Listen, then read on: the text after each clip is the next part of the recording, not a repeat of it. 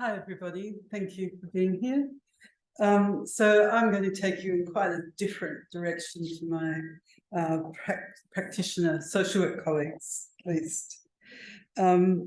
This book was the culmination of teaching for 21 years in fields of social policy and also writing and researching feminism and feminist practice. So it was really a project of putting together my thoughts that I have learned in that journey, but also prior to then, and also bringing together some of my principles around the importance of the relationship between the global north and the global south, which is why I chose to do it in a global perspective. And in particular, opening up spaces to hear about feminist practice in the global south. And I put that quote in because it's very difficult when you write a book on your own. There is no real collaboration, like it's a lonely journey. And this is very much a research product. But a reviewer picked that particular line out of the whole book because she thought it was really profound. And she was an older person herself. And I think why I was really pleased that she chose that is because one of the really under-researched areas in feminism and social policy widely is the lived experience of older women, and particularly frail-aged women. And I mean, from a feminist perspective, very few feminists have really turned their mind to that area. So one of the projects in the book was to try and shift the parameters, if you like, of feminism and feminist practice. So one of the most important things was for me to acknowledge right from the beginning that as a white middle-class feminist, that I could only write a white feminist book, you know, amidst a world of incredible authors and practitioners of feminism, including extensive activism in the global south. I used a lot of examples of practice from all around the world, but particularly ensuring that the challenges to the hegemony of white feminism came through the stories of amazing sort of activism in the global south across a whole range of countries. And my two key ideas for the book were, one, this idea of feminist praxis, or practice as praxis. And although I am really into theory, I tried to avoid making it an overly theoretical book. I have had feedback it's very accessible. It's not about feminist theory, although I do engage in establishing the parameters of what I mean by feminism. The first chapter is really dedicated to the historical importance of feminism and its diversity. And then the second chapter is about feminist influence in global social policy. So I had to engage with the competing fields of feminism and those that I had to dismiss, which was the post-feminist framework. And in terms of social welfare, whenever you pose ideas about social welfare in a global context, you have to get beyond the kind of limited concept of social welfare as something that governments do for people. And I used this broadest possible framework, which allowed the interdisciplinarity that comes through across the book. And it's interesting because I did a book club seminar on the book in an international context. And I did it in relation to the third sector because really most of the examples of feminist practice take place in the non-government sector, not in the government. Definitely influence social policy, but the practice that all of the examples I use are almost entirely from what women do outside of government. But also the influence of international agencies and the impact of states and laws, because they tend to be what many feminists have to act against or in favour of. And the other important issue around social welfare is that connection between individuals and individual experience and collective social protection and rights. So that drives the kind of theme, if you like, of what kinds of examples I chose to use.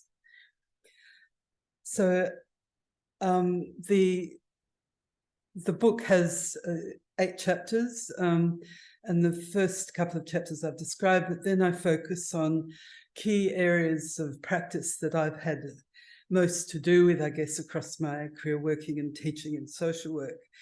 And particularly domestic violence is a critical area that I've been really engaged in from a policy perspective for a long time.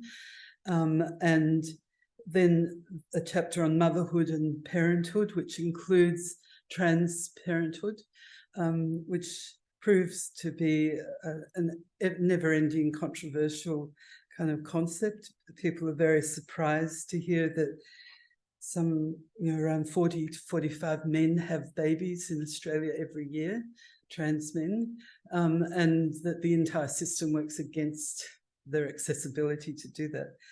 The other chapter on reproductive justice is very big in the sense that I tried to include areas that are not often written about in a kind of multi-faceted feminist text, which includes menstruation and menopause, as well as the usual topics of reproductive rights, like through abortion, and even something that I had a lot to do with before I became an academic was being involved in policy around surrogacy and artificial fertilization. So that's another area that isn't commonly written about in feminist texts. And then about aging and particularly women's experiences, and some really fabulous positive examples of older women solidarity as feminists experiencing age in communities.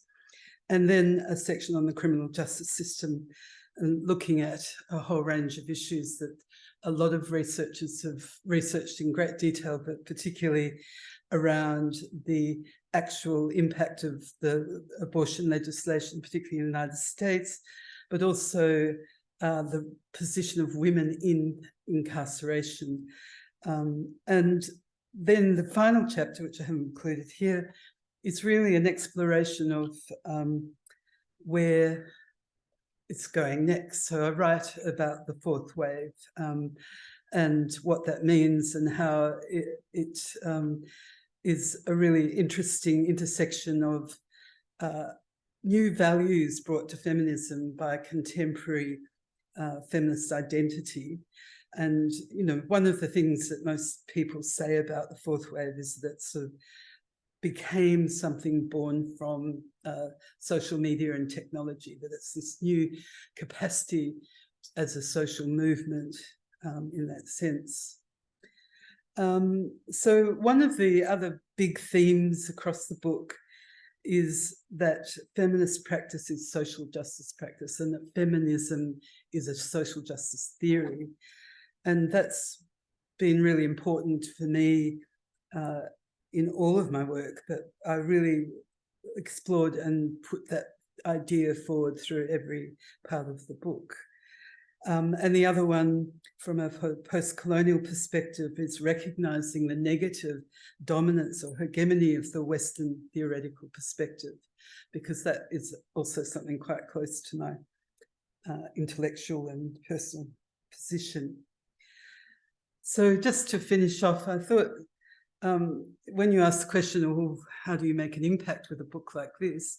The only thing I could really demonstrate it with is, apart from some people who've actually read the book and given me feedback, is that I have had 2 reviews in 2 very significant journals, which I hope then will mean lots of people will end up reading the book. And I guess my hope is that by bringing together this sort of global perspective of feminist practice and the documentation of what feminist activists and practitioners do in movement and as movements, that there's this reassertion of the importance of the emancipatory and social justice learning about feminism. So I hope it obviously becomes something that people across a whole range of disciplines end up reading and begin to understand feminism is not just about individual identity as a feminist, but rather the solidarity that it requires to bring about social change. So I won't read through that because I've had the ding at the end there, so thank you very much. Thank you so much, Ruth. Questions? This is not directly Two questions. One, having very clearly written a white feminist book, how do you envision this book being translatable, usable in the global South? Because, you know, not just because of your positionality, but also the whole idea around the welfare state, of course, being shaped and framed as a really still a neoliberal colonial construct. So even sort of pushing the whole idea of the welfare state in post-colonial contexts is contentious. That'd be question number one. So that was about the global South. Question number two is, how can feminists use these insights to actually query the so-called welfare state model here in Australia, which I would argue is not a welfare state, it's a welfare society, still very much mirrored and imbued in sort of the masculine breadwinner model? To the first question, I went to great pains to point out that my notion of social welfare was not the welfare state, that it's much broader than that, that people act in the interests of the social by seeking welfare under certain conditions and in certain contexts. And many of those examples that I've used to demonstrate that are completely, like in countries that have no formal welfare state structure. And it's also part of the sort of critique, sort of neo-colonizing critique is that I haven't really chosen international NGO examples, but rather grassroots activism and grassroots examples within countries that may not have strong welfare states. And I always do have a commentary on how the state fails to address those particular areas of welfare, but the notion of welfare is well beyond that formal welfare state structure. Does that answer that question? Oh, how do people use it? I guess, well, with any book, you have to hope that it's in the libraries and available to people who most need it. One way of doing that was making sure I cited a lot of Global South theorists and practitioners, so they'll at least know their work has been cited, and perhaps then they can get access to it and show that their ideas are given absolute precedence in this particular book.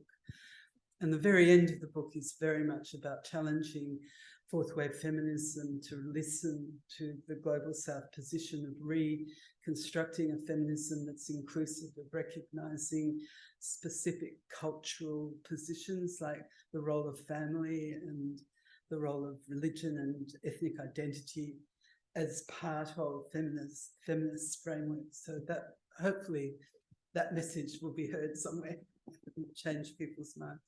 In terms of the Australian context and the welfare state, I think that it's more complex than saying it's purely patriarchal. It certainly has its origins in the wage earners welfare state and very structured around a male breadwinner model. But I think when you have work like what Sue's book does and work that Emma's doing, which are all from feminist critical perspectives, then policymakers hopefully read and engage with these new ideas and transform it from the inside as well as listening to people from the outside. I think, you know, the Morrison government showed the misogyny that still exists against social movement women's rights. You know, that whole period was quite extraordinary. But I do think if you start to read the detail of new policies around domestic violence, like the latest iteration, there is evidence of there being feminist influence. So it takes a very long time, it seems, but I'm confident that it's transforming. Thank you so much, Ruth. And thank you so much for presenting. Round of applause, Associate Professor Ruth Phillips.